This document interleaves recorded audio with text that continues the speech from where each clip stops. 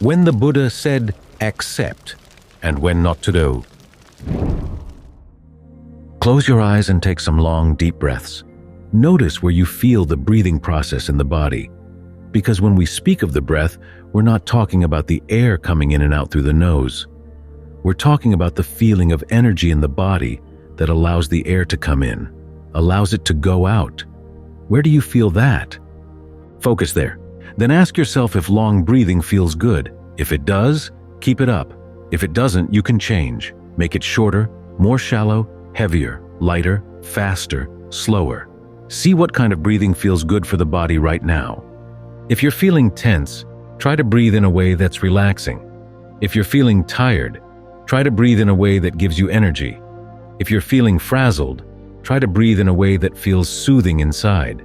An important principle in concentration practice is that you do it with a sense of well-being. The object fits with the mind fits with the object. They feel good together. You need this sense of well-being inside, not only while you're sitting here meditating, but also as you go through the day. It's good while you're meditating because it makes it easier to want to stay with the breath. The one problem is that sometimes, when you focus on the comfort, you forget about the breath, and the mind just loses focus. You're here, you're at your ease, but you don't really know where you are. That's not what you want. You want to be alert. This is why the Buddha tells you to be aware of the whole body as you breathe in, the whole body as you breathe out. Be sensitive from the top of the head down to the tips of the toes, the tips of the fingers, all the parts of the body. Think of them all breathing together. At the same time, the effort you have to make to maintain that whole body awareness can help keep you awake.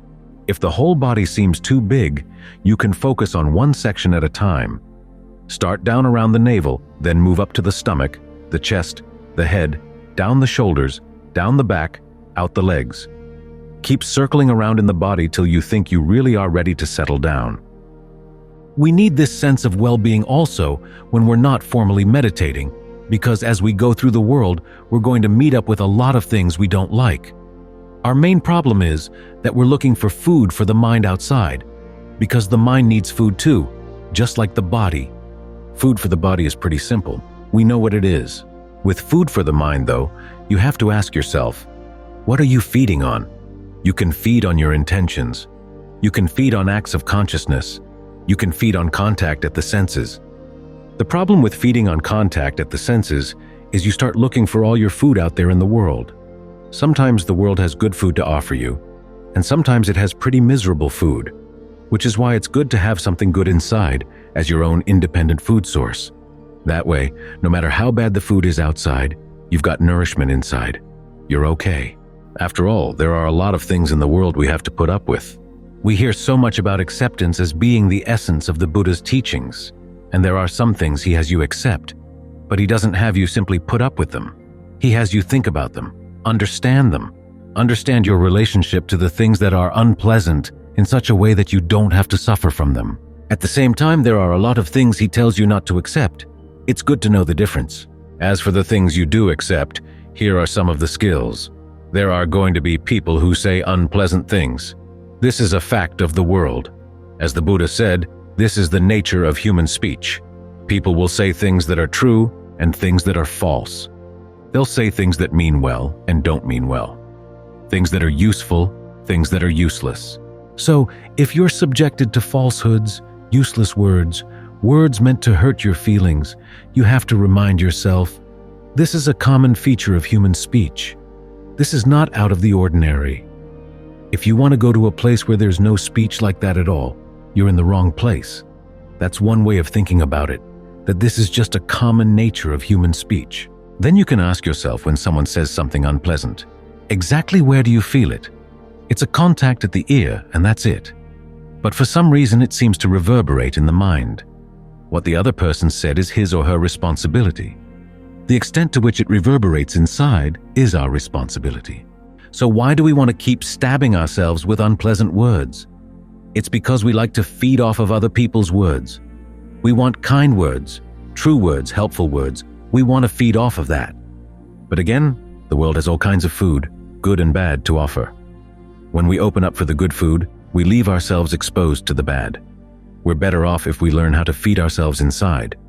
That way, when someone says something unpleasant, then, as the Buddha said, you can tell yourself, an unpleasant sound has made contact at the ear. Then it stops. When the contact stops, that can be the end of the matter. You don't have to pick it up. You don't have to chew it. In a John Lee's image, we're like people who see that someone has spit something out, so we pick up what they've spit out and we chew on it ourselves. Then when we get sick, who are we going to blame? We were the ones who picked it up and started chewing on it.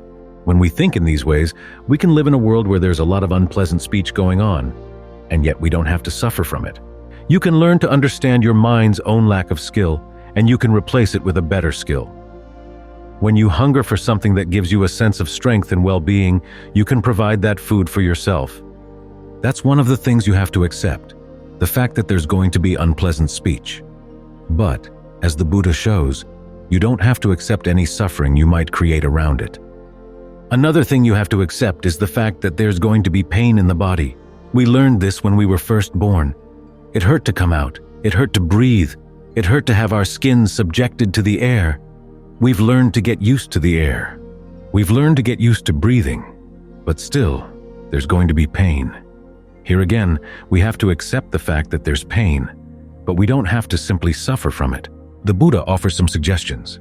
When there's pain in the body, it doesn't have to fill the whole body. We tend to focus on the places that are painful and to neglect the places that can be made comfortable. So one of the ways you can deal with pain is first to find a sense of comfort someplace else in the body. Focus on that. Learn how to maintain the comfort in that area by the way you breathe. Here again, getting in touch with your breath, learning how to create a sense of well-being with the breath is going to be helpful. That way, you don't feel so totally invaded or overcome by the pain. Then, when you come from a sense of well-being, you can think of that good breath energy spreading through the pain. See what that does. Sometimes one of the worst part of the pain is the fact that we tense up around it. And there are times when we've tensed up around the pain, but then the actual causes for the pain may go away, yet the tension is still there. So, see if you can breathe through the tension. Breathe through whichever part of the body the pain is in. Don't let the breath get stopped by the pain. Then, when you're ready, you can start looking into the pain itself. Here again, it's a matter of asking yourself how you think about the pain, what perceptions you have about the pain. It's the same as when we're dealing with unpleasant words. Your perceptions are what you feed on, the stories you build up around the pain. Those are the things that make the mind suffer, the images you hold in mind about the pain. You can think of the pain as being a big block, or you can think of it as being a cloud of individual moments of pain that appear and disappear. When they appear, you can think of them not as coming at you, but as going away from you. See what that perception does. In both cases, you begin to realize the power of your perceptions to make you suffer or to keep you from suffering. This is an important aspect of wisdom and discernment, that you can be with things that ordinarily make you suffer, but you don't have to suffer. After all, arahants live in this world. They have bodies that have pains. They live in a world where people can say unpleasant things about them or to them. But they've learned how not to suffer from those things. Part of their skill is learning how to get the mind quiet.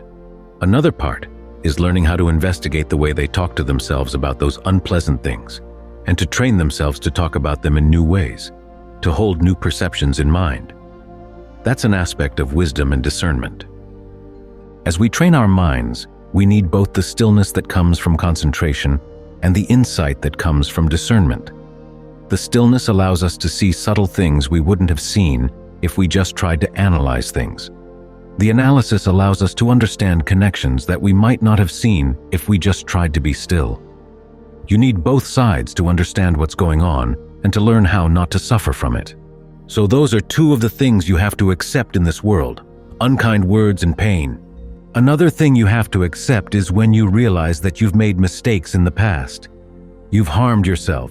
You've harmed other people. You have to accept that, yes, you did that, and yes, it was harmful.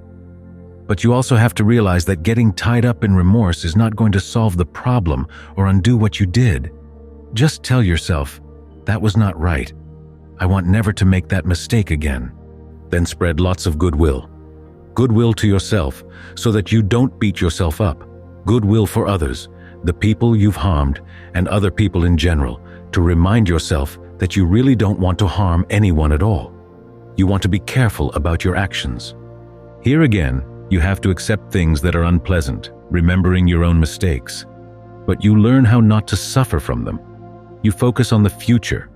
You realize that everybody makes mistakes. The important thing is whether you're going to learn from them. Then you can pick yourself up and move on. So, those are some of the things you have to accept, but you don't just sit there with them. You learn to analyze how you're creating suffering out of them. The physical pain is one thing, but why is there mental pain along with it? Well, you're the one who added the mental pain.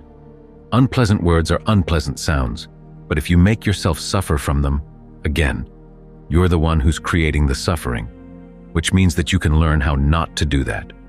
That's how we deal with the things we have to accept. As for the things the Buddha says not to accept, if any unskillful thought comes up in the mind, he says that you don't just let it stay. You try to take it apart so that you can abandon it.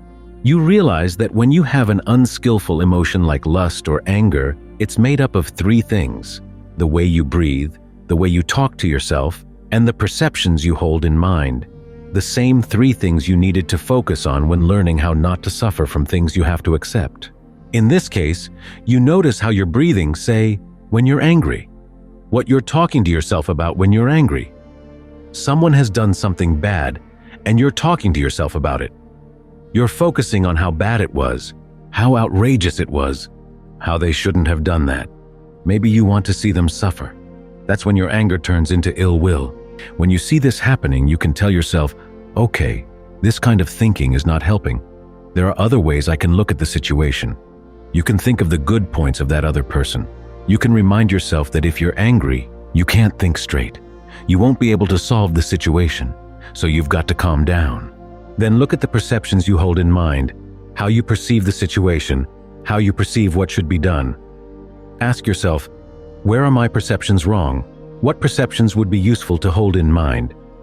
When someone does something bad, you remind yourself that they do have their good side. The Buddha gives you an image to keep in mind. You're walking through the desert. You're hot, tired, trembling with thirst. You come across some water in a cow's footprint. You know if you tried to scoop that water up with your hand, it would get muddy. You couldn't drink it. So, what do you have to do? You have to get down on all fours and slurp it up. It may seem to be a demeaning posture, but that's what you've got to do.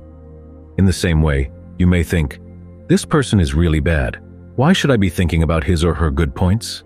It's demeaning. But if you're going to live in this world and behave in a way that's skillful, you have to think of the good in other people. Don't let the thought of demeaning get in the way of doing what's right.